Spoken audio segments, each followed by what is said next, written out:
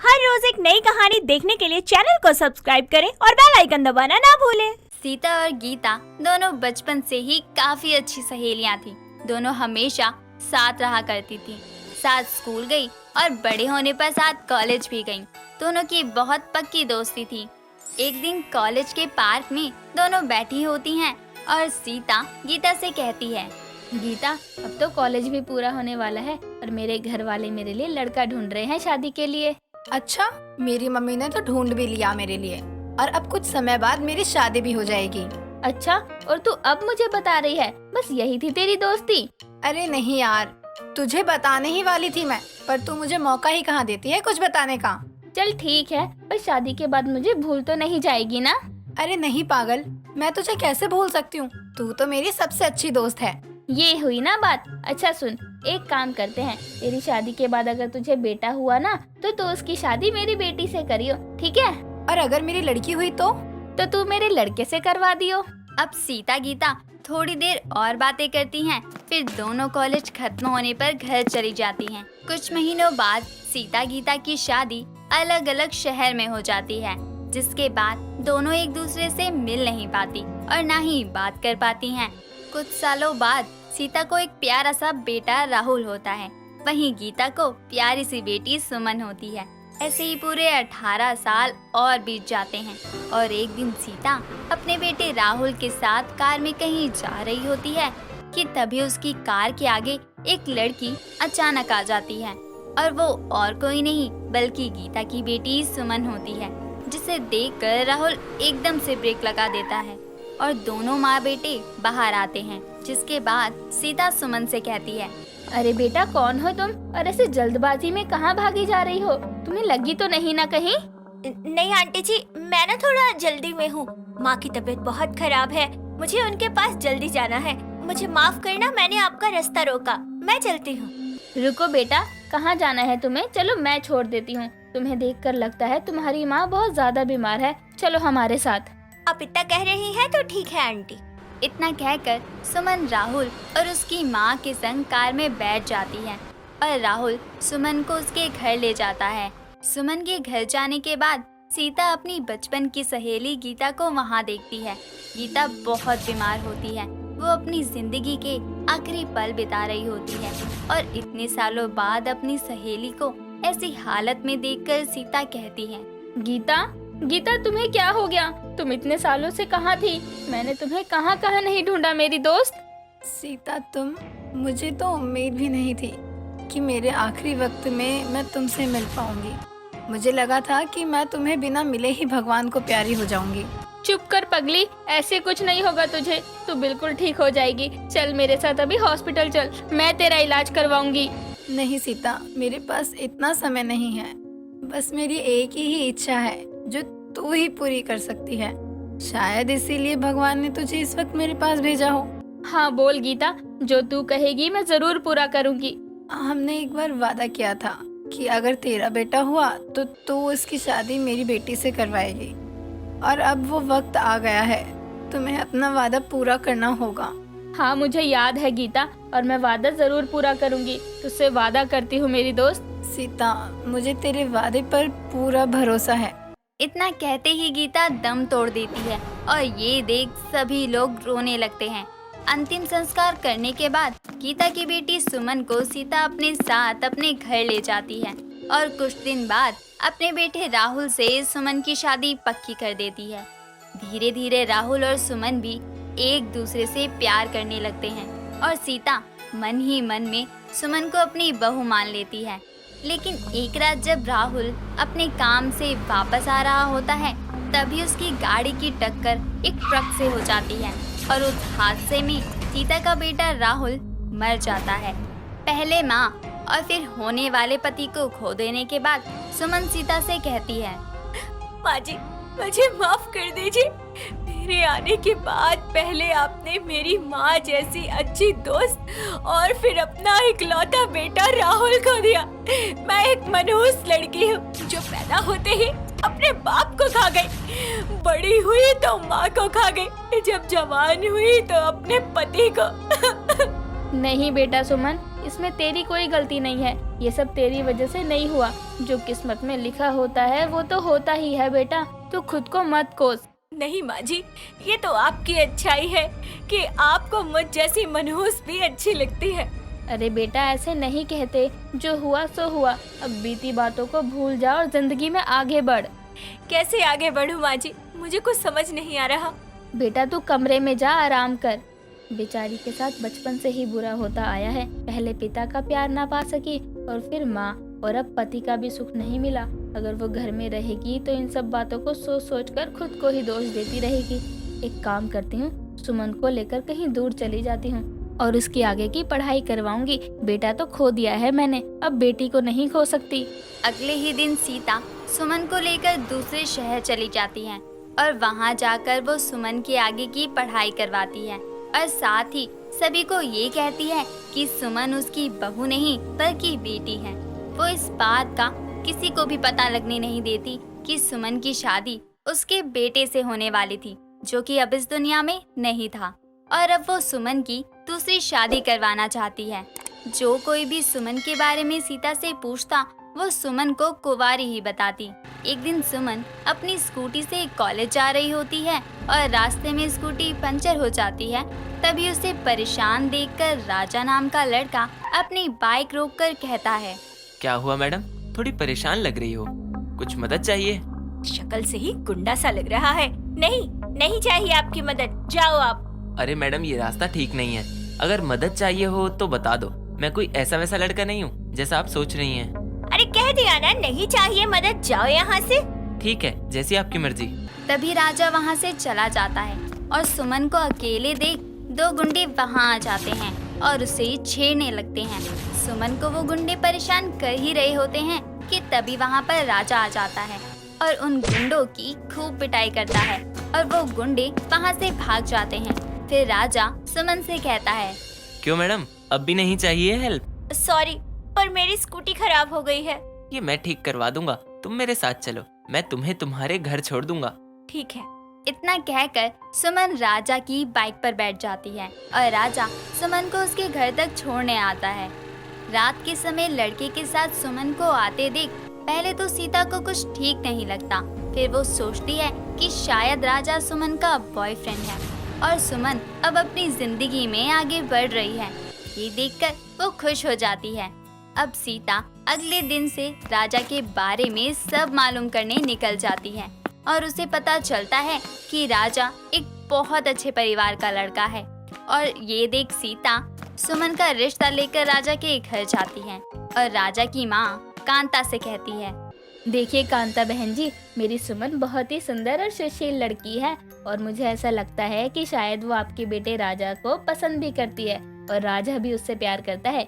इसलिए उन दोनों को पता लगे बिना ही मैं आपके पास आ गई, आपके बेटे का हाथ मांगने के लिए, अपनी बेटी के लिए। ये तो बहुत अच्छी बात है बहन जी, आपने तो मेरी एक सबसे बड़ी परेशानी का हल ही कर दिया। मैं भी राजा के लिए एक ऐसी लड़की ढूंढ रही थी जो सुंदर और सुशील हो। मुझे कोई ऐतराज नहीं है इस रिश्ते से। कांता बहन जी, बस एक छोटी सी बात है, इस बारे में हमारे बच्चों को नहीं मालूम होना चाहिए कि उनकी शादी किससे हो रही है। जैसी आपकी इच्छा। कांता और सीता सुमन और राजा की शादी पक्की कर देते हैं और राजा और सुमन को भी बता देते हैं कि उनकी शादी तय हुई है, लेकिन किससे ये नहीं बताते और दोनों ही बिना कुछ पूछे शादी के लिए राजी हो जाते हैं। ये सोचकर कि माँ ने ढूंढा है तो फिर ठीक ही होगा सब। अब राजा और सुमन की शादी हो जाती है।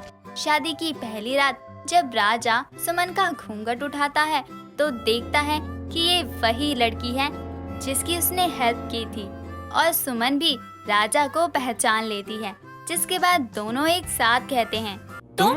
अरे यार, क्या आपको भी इस बारे में नहीं मालूम था? मालूम होता भी तो भी मना नहीं करता, तुम तो उसी दिन मुझे पसंद आ गई थी। इससे पहले कि मैं आपके साथ अपनी जिंदगी की एक नई शुरुआत करूं, मैं आपको कुछ बताना चाहती हूँ। क्या बताना चाहती हो? अब सुमन अपनी बीती जिंदगी के बारे में राजा को सब कुछ बता देती है और ये भी कि सीता उसकी माँ नहीं, उसकी होने वाली सास थी जिसने उसे बेटी की तरह रखा और शादी करवाई। ये सब सुनकर राजा सुमन से कहता है, मुझे तुम्हारी बीती जिंदगी से कोई फर्क नहीं पड़ता, मुझे तुम्हारे आज और आने वाले कल से फर्क पड़ता है। राजा की ये बात सुनकर सुमन भावुक हो जाती हैं और उसे गले से लगा लेती है और उस दिन के बाद दोनों अपनी जिंदगी खुशी खुशी बिताते हैं। राधिका एक अमीर घर की बिगड़ी बेटी थी। अपने पिता के कहने पर उसने एक मिडिल क्लास के लड़के मानव से शादी कर ली, जिसके बाद ससुराल में उसकी सास साधना अपनी नई नवेली बहू की आरती उतारकर उसका स्वागत कर रही होती है। तभी राधिका बोलती है, अरे यार, आप लोग ये ड्रामा जल्दी खत्म करो, मुझे थकान हो रही है। अरे बहू, ये ड्रामा नहीं, ये रस्म होती है। जब नई नवेली बहू घर आती है तो उसका स्वागत किए बिना उसको अंदर नहीं लाते। तो यार प्लीज ना, जल्दी खत्म करो अपनी ये पूजा वूजा। मेरे से ज्यादा देर खड़ा नहीं रहा जाता और ना ही ये धुआं बर्दाश्त हो रहा है। आरती होते ही राधिका अपने कमरे की तरफ चली जाती है। उसके जाते ही मानव अपनी माँ से बोलता है, माँ, आपने किस लड़की से मेरी शादी करा दी? इतना घमंड और अकड़ भरी है इसमें, कैसे निभाएगी ये एक आम बहू के फर्ज? बेटा, वक्त सब सिखा देता है, वो भी सीख जाएगी। अब पिता के महल से आकर एक छोटे से घर में बसने में समय तो लगेगा ही ना। देखता हूँ माँ, वक्त भी कितना बदल देगा इस घमंड की दुकान को। ससुराल में आकर राधिका अपने माता पिता का गुस्सा भी ससुराल वालों पर उतारती, जिसमें वो घर का कोई काम नहीं करती। साथ ही साथ मानव के क्रेडिट कार्ड से आए दिन शॉपिंग किया करती।